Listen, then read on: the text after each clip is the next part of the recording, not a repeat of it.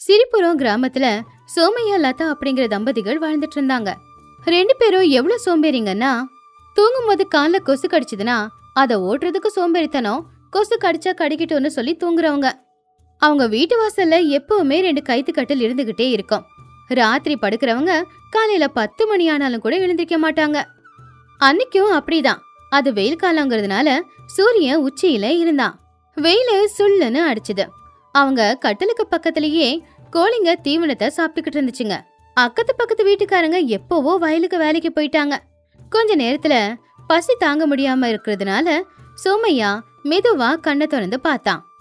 பக்கத்துலயே இன்னொரு கட்டில படுத்து தூங்குற அவனுடைய பொண்டாட்டிய பார்த்து, அடியே லதா, சீக்கிரமா எழுந்திரி, சூரியன் பாரு உச்சிக்கு வந்துட்டான். பசிய தாங்க முடியல, வயிறெல்லாம் வலிக்குது. சீக்கிரமா போய் எதனா சமைச்சு கொண்டு வாயேன். முதல்ல இப்ப குடிக்கிறதுக்கு கொஞ்சம் பாலாச்சி கொண்டு வா. முதுகுல எறும்பு கடிக்குது பாரு, கொஞ்சம் வந்து சொரிஞ்சு விட.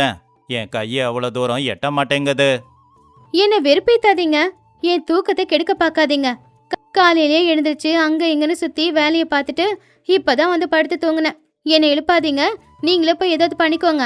முதல்ல பாலை காய்ச்சி அப்படியே எனக்கும் ஒரு கிளாஸ் கொண்டு வந்து கொடுங்க. அப்புறம் முதுகு சொரியுதா? எதுக்கு சொரியணும்? எனக்கு கையெல்லாம் ரொம்ப வலிக்குது. வேணும்னா நீங்களே சொரிஞ்சுக்கோங்க. அப்படி இல்லையா எறும்பு கடிச்சா கடிக்கிட்டுன்னு அப்படியே விட்டுடுங்க. என்னடி, என்ன போய் பால் கொண்டு வான்னு சொல்ற? நான் ஆம்பளை, இந்த வீட்டோட தலைவன். சமையல் வேலையை பொம்பளையான நீ தான் செய்யணும். பக்கத்துல இருக்கிற சொம்புல இருந்து தண்ணி எடுத்து குடிக்க கூட நீ சோம்பேறித்தனப்படுற. எனக்குன்னு நல்ல சோம்பேறியா வந்து வாச்சிருக்க. ஐயோ, இவரு ரொம்ப சுறுசுறுப்பானவரு. நீங்க என்ன சோம்பேறின்னு சொல்றீங்களா? அதெல்லாம் நீங்க சொல்லலாமா? காலையிலேயே ஊர்ல இருக்கிற ஆம்பளைங்க எல்லாரும் எழுந்திருச்சு கூலி வேலைக்கு கிளம்பிட்டாங்க. நீங்க என்னமோ அந்த கட்டலுக்கும் உங்களுக்கு நடுவுல ஏதோ பிசின் போட்டு ஒட்டின மாதிரி ஒட்டிருக்கீங்க. உங்க சோம்பேறித்தனத்துக்கு முன்னாடி நாங்களாம் நிக்க முடியுமா? என்னை விட நீங்க தான் ரொம்ப பெரிய சோம்பேறி. இப்படி 2 பேரும் ஒருத்தங்களை மாத்தி ஒருத்தங்க சோம்பேறின்னு திட்டிக்கிட்டு சோம்பேறித்தனமா படுத்துக்கிட்டு இருந்தாங்களே ஒழிய எழுந்திருச்சு போய் யாரும் எந்த வேலையும் பாக்குறதுக்கு தயாரா இல்ல. பசி எழுந்திரின்னு சொன்னாலும் சோம்பேறித்தனம் தூங்கு தூங்குன்னு சொல்லுச்சு. இவங்க 2 பேரும் சண்டை போடுறது பக்கத்து வீட்டுல இருக்கிற காந்தம்மா காதுல தெளிவா விழுந்துச்சு.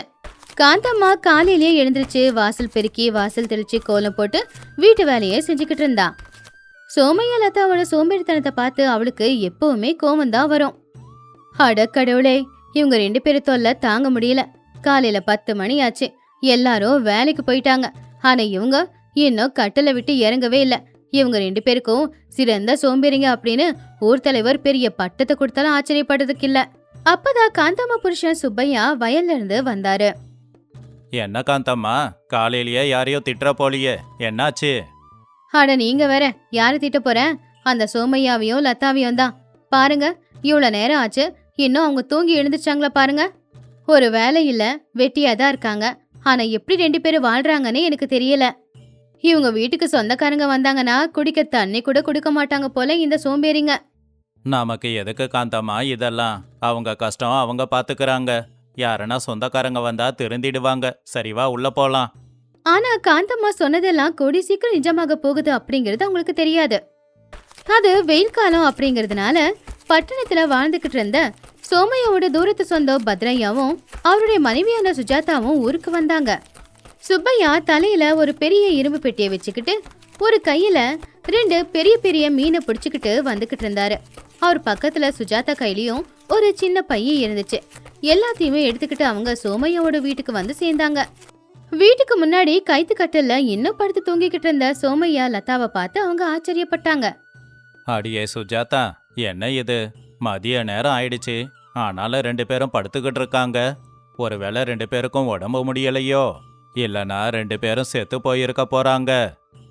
ஐயோ, அவங்க செத்துடல, நல்லா கொரட்ட சத்தம் கேக்குது பாருங்க.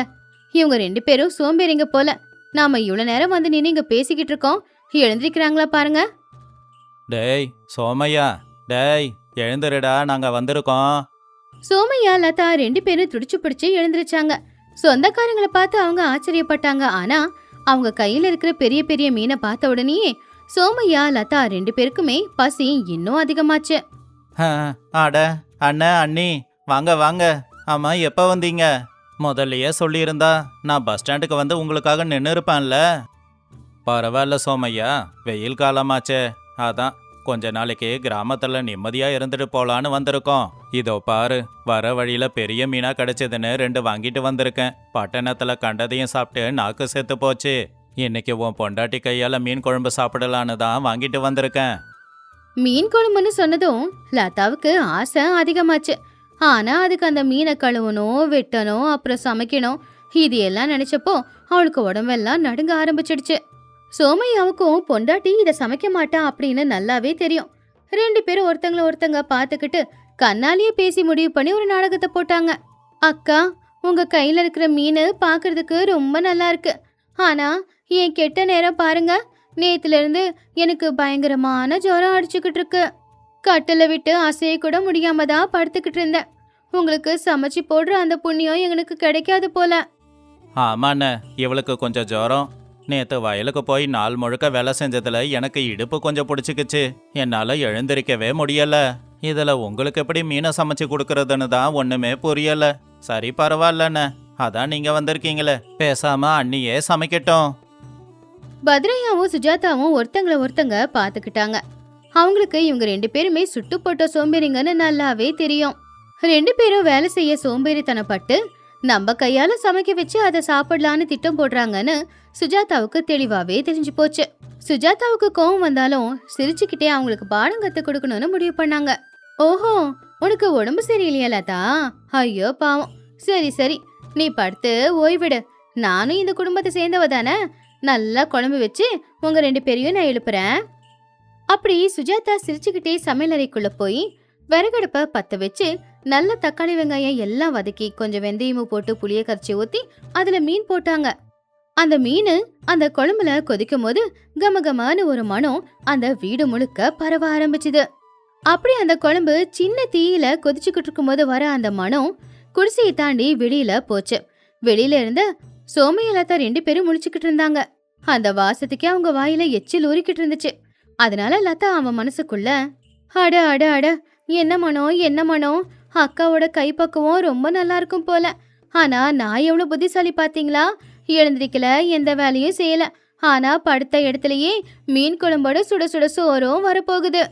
இன்னைக்கு மீன் குழம்பு ஒரு பொடி பிடிச்சிட்டு நாளைக்கு இவங்க கையாலேயே கறி குழம்பு வச்சு சாப்பிடணும். ஏண்டி லதா, வாசம் மூக்க தொலைக்குதில்ல? நம்மளை விட இந்த பட்டணத்துக்காரங்க ஏமாலிங்கடி. நாம என்ன சொன்னாலும் அதை நம்பிட்டு போய் சமைச்சுக்கிட்டு இருக்காங்க பாரு. ஆக மொத்தத்துல இன்னைக்கு மீன் குழம்ப ஒரு பொடி பொடிக்க வேண்டியதுதான். இப்படியே ஒரு 1/2 மணி நேரத்துல சமையலும் முடிஞ்சு போச்சு. சுஜாதா வாழை இலையை கொண்டு வந்து திண்ணையில போட்டு அதுல அனல் பறக்கிற சாப்பாட்டையும் மேல மணமணக்கிற மீன் குழம்பையும் ஊத்துனாங்க. பார்க்கவே அழகா இருந்துச்சு. அத பார்த்த உடனேயே உடம்புக்கு முடியலன்னு படுத்துக்கிட்டு இருந்தது எல்லாத்தையுமே மறந்து போய் சோமையால தான் 2 பேரும் எழுந்திருச்சாங்க. உடனே அவங்க திண்ணையில வந்து உட்காந்துட்டாங்க. ஆஹா அண்ணி, நீங்க சமைச்ச மீன் குழம்போட வாசத்துக்கு எனக்கு பசி அதிகமாகுது. லதா, என்ன பாக்குற? வா போய் உட்காந்து சாப்பிடுவோம். அப்பதான் சுஜாதா அவங்கள தடுத்தாங்க. பத்ரையா கை கால் முகத்தை கழுவிட்டு வந்து திண்ணையில உட்காந்தாரு. அட இருங்கப்பா, அங்க போய் உட்காருங்க. இந்த சாப்பாடு உங்களுக்கு இல்ல. என்னக்கா சொல்றீங்க? நாங்க சாப்பிடக்கூடாதா? எங்க வீட்டுல சமைச்சத நாங்க சாப்பிடக்கூடாதா? என்னம்மா லதா இப்படி சொல்லிட்ட? கொஞ்ச நேரத்துக்கு முன்னாடி என்ன சொன்ன? உனக்கு ஜுரம், உங்க வீட்டுக்காரருக்கு முதுகு வலின்னு சொன்னல்ல. ஜுரம் இருக்கிறவங்களும் உடம்பு வலி இருக்கிறவங்களும் மீன் குழம்பு சாப்பிடக்கூடாது. அப்பதான் சீக்கிரம் குணமாகும். நீங்க இப்போதைக்கு கஞ்சியை தான் குடிக்கணும். ஊர்ல எங்க வைத்தியர் அடிக்கடி சொல்லுவாரு, ஜுரம் அடிக்கிறவங்களுக்கு கறி மீன் கொடுக்க கூடாது, கஞ்சியை தான் கொடுக்கணும்னு. ஆமா ஆமா, நீங்க எங்க சொந்தக்காரங்க, உங்களுக்கு எந்த பிரச்சனையும் வந்துடக்கூடாதுல. அதனாலதான் உங்களுக்காக சின்ன கிண்ணத்துல சுட சுட கஞ்சி காய்ச்சி வச்சிருக்கேன். போய் அந்த கஞ்சியை குடிச்சிட்டு மறுபடியும் படுத்து நல்லா தூங்குங்க. உங்களுக்கு உடம்பு குணமாகுற வரைக்கும் நான் உங்களுக்கு அந்த கஞ்சி கொடுக்கறேன். 3 வேளையும் நல்லா சாப்பிடுங்க. மீன் வாங்கிட்டு வந்துட்டோம்ல, அதனாலதான் சமைச்சேன். அதை நாங்க சாப்பிட்டுடுறோம். ஆனா நீங்க 2 பேரும் இப்ப சாப்பிடவே கூடாது. இத கேட்டதும் பாவம் சோமையா லதா 2 பேருடைய முகமும் வாடி போயிடுச்சு. கண்ணெதிர்க்க மீன் குழம்பு இருக்கு, ஆனா அதை சாப்பிட முடியாம கஞ்சியை சாப்பிட முடியுமா? 2 பேரும் ஒருத்தங்கள ஒருத்தங்க பாத்துக்கிட்டாங்க. அட கடவுளே, எவ்வளோ பெரிய தண்டனை எனக்கு! கண்ணுக்கு முன்னாடியே மணக்கிற மீன் குழம்பு இருக்கு, ஆனா சாப்பிட முடியல.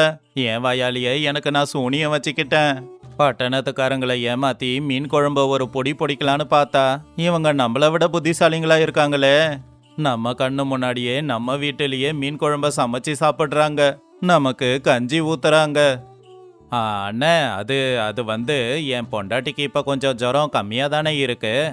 எனக்கு கூட இடுப்பு வலிலாம் இப்போ கொஞ்சம் குறைஞ்சிருக்கு. டேய், அதுக்கு இப்போ மறுபடியும் மீன் குழம்ப சாப்பிட்டு உடம்பு முடியாமல் போனால் என்ன பண்ணுவீங்க? அதெல்லாம் வேணாம், போய் கஞ்சியை குடிங்க. அப்படி 2 பேரும் அவங்க கண்ணு முன்னாடியே உட்காந்துக்கிட்டு அந்த மீனை சாப்பிட்டுக்கிட்டு ஆஹா ஓஹோ அப்படின்னு ரசிச்சு சாப்பிட்டாங்க. இத பாத்துக்கிட்டு இருந்த சோமையா லதாவால எதுவும் செய்ய முடியல.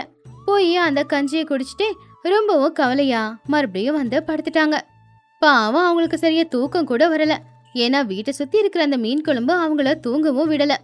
பக்கத்து வீட்டு காந்தம்மா இதை எல்லாத்தையும் பார்த்து விழுந்து விழுந்து சிரிச்சுக்கிட்டு இருந்தாங்க.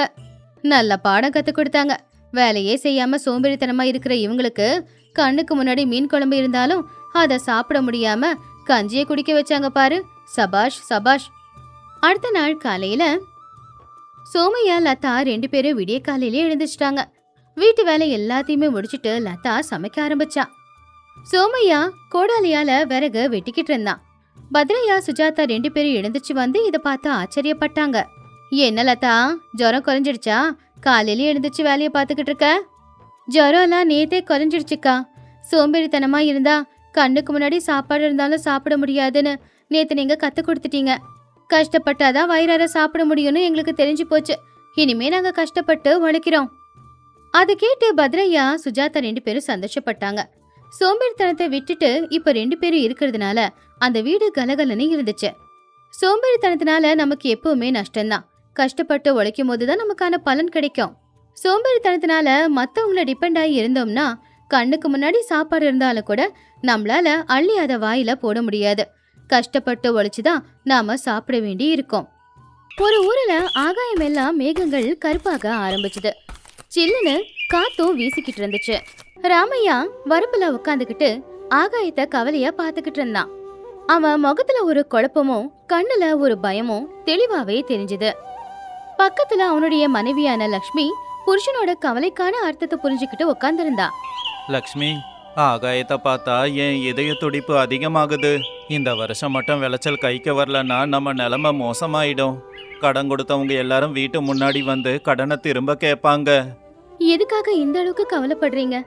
நீங்க எவ்வளவு கஷ்டப்பட்டு இந்த விளைச்சலை விளைய வச்சீங்கன்னு அந்த கடவுளுக்கு தெரியாதா? நீங்க பட்ட கஷ்டத்தை அவர் பார்த்துக்கிட்டு தானே இருக்காரு. நிச்சயமா உங்களை அவரு தண்டிக்க மாட்டாரு. உங்களுக்கு முடிஞ்ச நல்லது மட்டும்தான் அவரு செய்வாரு. நீ சொல்றது உண்மையா இருக்கலாம் லக்ஷ்மி, ஆனா அந்த பூபதி நம்மள சும்மா விடுவான்னு நினைக்கிறியா? விளைச்சல் விளைஞ்சாலும் விளையலனாலும் நீ கட்ட வேண்டியதை கட்டி தான் ஆகணும்னு சொன்னா நாம என்ன பண்ண முடியும்? அவன் நம்ம பூமியை புடுங்கிக்கிட்டான்னா அதுக்கப்புறம் உசுரை விடுறதை விட வேற வழி இல்ல. உசுர மாச்சிக்கிறது எல்லாத்துக்குமே ஒரு தீர்வாகாதுங்க. பிரச்சனை நமக்கு வராம பறவைங்களுக்கும் விலங்குகளுக்குமா வரும்? நீங்க தைரியமா இருங்க. நிச்சயமா நமக்கு நல்லது மட்டும்தான் நடக்கும். உன் தைரியம் தான் என்னோட தைரியமும் லக்ஷ்மி. ஆனா மனசுக்குள்ள ஏதோ தப்பா தோணுது. இந்த கருப்பு மேகம்லாம் நம்ம வாழ்க்கைய இருட்டாக்க வருதோன்னு தோணுது. அப்பதான் தூரத்துல இருந்து ஒரு குதிரை வண்டி வர சத்தம் கேட்டுச்சு. அந்த குதிரை வண்டியில உக்காந்துக்கிட்ட அந்த ஊரு ஜமீன்தாரான பூபதியும் அவருடைய நம்பிக்கையான வேலைக்கார ரங்காவும் வந்துகிட்டு இருந்தாங்க. ரங்காவோட கையில ஒரு சாட்டை இருந்துச்சு. அவன் ஜமீன்தாரை விடவும் ரொம்ப மோசமானவன். ரங்கையா ரொம்பவும் கோவமா ராமையாவோட வயல் கிட்ட போனான். டே ராமையா, நீயும் உன் பொண்டாட்டியும் வயல்ல உக்காந்து என்ன கதை பேசிக்கிட்டு இருக்கீங்க? ஜமீன்தாருக்கு பணம் கட்ட வேண்டிய நாள் வந்துடுச்சு தானே? இன்னும் கட்ட மாட்டேங்கிறியே, அவ்வளோ திமிரா உனக்கு? ஐயா மன்னிச்சிடுங்க. இந்த தடவை விளைச்சல் கைக்கு வந்த உடனே ஜமீன்தாருக்கு கொடுக்க வேண்டிய பணத்தை நான் கொடுத்துடுவாங்க ஐயா. அவர்கிட்ட சொல்லிடுங்க. வாய மூடு ராமையா, எப்ப கேட்டாலும் ஏதாவது ஒன்று சொல்றியே. கார்த்திகை மாசம் கடைசி நாள் நீ கொடுக்க வேண்டிய கடனை கொடுக்கலன்னா உன்னோட வயலும் வீடும் ஜமீன்தாருக்கு போயிடும். ஜமீன்தார் பூபதி எதுவுமே பேசாம அந்த வயல்ல இருக்கிற கிணத்தோட திட்டு மேல உக்காந்துக்கிட்டு ராமையாவை பாத்துக்கிட்டு இருந்தாரு. அவனுடைய கண்ணுல கொஞ்சம் கூட கருணையே இல்ல. ராமையா ரொம்ப பயத்தோட அவர் பக்கத்துல போனான். ஐயா ஜமீன்தார் ஐயா, கும்பிடுறாங்க ஐயா. இந்த வருஷம் விளைச்சல் நல்லபடியா விளைஞ்சதுன்னா உங்களுக்கு கொடுக்க வேண்டிய மொத்த பணத்தையும் பைசா பாக்கி இல்லாம கொடுக்குறங்க ஐயா. என்ன நம்புங்க ஐயா. ராமையா, பேச்சு வேண்டாம், செயல்ல காட்டு. இந்த பூமி என் தாத்தா உங்களுக்காக போட்ட பிச்சை. கட்ட வேண்டிய காசை ஒழுங்கா கட்டு, இல்லைன்னா இந்த வயலு என்னோட குதிரைங்க தங்குற இடமா மாறிடும். ஐயா, அப்படி சொல்லாதீங்க. நீங்க பெரிய மனுஷன். என் குடும்பமே இந்த வயலை நம்பிதாங்க ஐயா இருக்கோம். தயவு செஞ்சு கருணை காட்டுங்க. கருணையை காட்ட நான் ஒன்றும் நல்லவன் இல்லையே. ரங்கா, இவனுக்கு அவகாசம் கொடுத்துட்டு வா, போலாம். கேட்டல ராமையா, ஜமீன்தார் சொன்ன மாதிரி நடந்துக்கோ, இல்லைனா நீ குடும்பத்தோட தெருவுக்கு தான் வரணும். வாங்கய்யா, போலாம். ஜமீன்தார் பூபதியும் எழுந்திருச்சு ரங்கையாவையும் கூட்டிக்கிட்டு அங்கிருந்த வண்டியில கிளம்பிட்டாரு. ராமையாவோட கண்ணுல இருந்து கண்ணீர் கொட்டுச்சு. லக்ஷ்மி தான் புருஷனை சமாதானப்படுத்த முயற்சி பண்ணா. சாயந்தர நேரம் புருஷன் பொண்டாட்டி 2 பேருமே ரொம்பவும் கவலையா வீட்டுக்கு திரும்பி வந்தாங்க. வீட்டோட வாசல்ல பார்வதி அம்மாவும் ரொம்ப கவலையோட உக்காந்துக்கிட்டு இருந்தாங்க. அப்பதான் பக்கத்து வீட்டு சோமையா அவனுடைய மனைவியான சுபத்ராவும் உக்காந்துக்கிட்டு இருந்தாங்க. ராமையாவோட முகத்தை பார்த்ததும் ஏதோ நடந்திருக்குன்னு பார்வதி அம்மாவுக்கு தெரிஞ்சு போச்சு. என்னப்பா, முகமெல்லாம் வாடி போய் வந்திருக்கீங்க? வயல்ல ஏதாவது தப்பு நடந்துச்சா? எனக்கு என்னமோ பயமா இருக்குடா. ஒன்றும் இல்லைம்மா, நீ சும்மா பயப்படாத.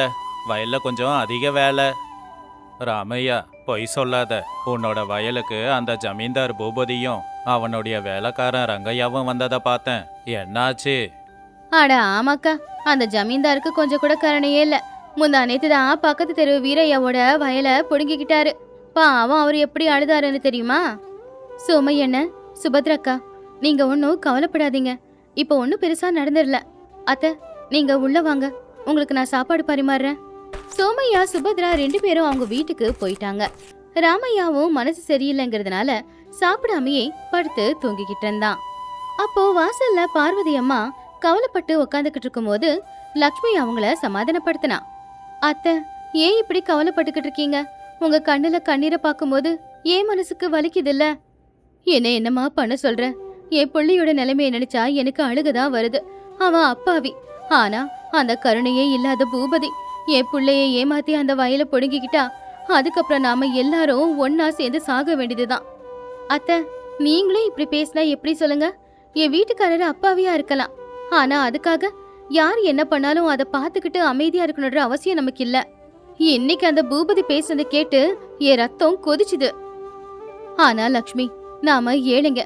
அந்த ஜமீன்தார் கிட்ட அதிகாரமும் இருக்கு, பணமும் இருக்கு. அவன் முன்னாடி நின்னு நம்மளால என்ன பண்ண முடியும் சொல்லு? அத்தை, நேரம் வரும்போது நான் செய்ய வேண்டியதை செய்யறேன். நீங்க கவலைப்படாதீங்க. ஆனா இந்த விஷயத்த அவர்கிட்ட மட்டும் சொல்லிடாதீங்க. பாவம், பயப்படுவாரு, குழப்பமும் அடைவாரு. சரி லக்ஷ்மி, உன் அறிவு மேல எனக்கு நம்பிக்கை இருக்கு. ஆனா பாத்துமா, அந்த பூபதி சாதாரண ஆளு கிடையாது. அவன்கிட்ட மோதுறது சாவோட மோதுற மாதிரி தான். எப்பவும் நியாயம்தான் அத்தை ஜெயிக்கும். நீங்க எதுக்கும் பயப்படாதீங்க. அன்னைக்கு ராத்திரி இடி மின்னல் சத்தத்தோட பயங்கரமா மழை பெய்ய ஆரம்பிச்சது. எந்த அளவுக்கு மழைனா கொஞ்சம் கூட நிக்காம அந்த மழை பெஞ்சுக்கிட்டே தான் இருந்துச்சு.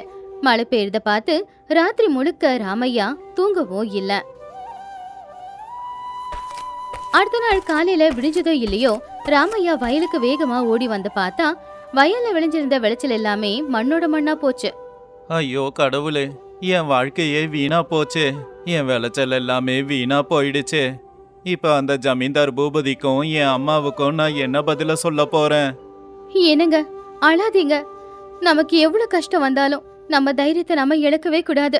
வாங்க, நம்ம வீட்டுக்கு போலாம். லக்ஷ்மி, என்னை விட்டுடு. நான் ஏதாவது கிணத்துலயோ குளத்துலயோ விழுந்து செத்து போறேன். என் அம்மா அங்க பட்டினியா இருக்காங்க. ஆனா நான் நம்ம குடும்ப கௌரவத்தை தெருவுக்கு கொண்டு வந்துட்டேன். நான் இருக்கக்கூடாது.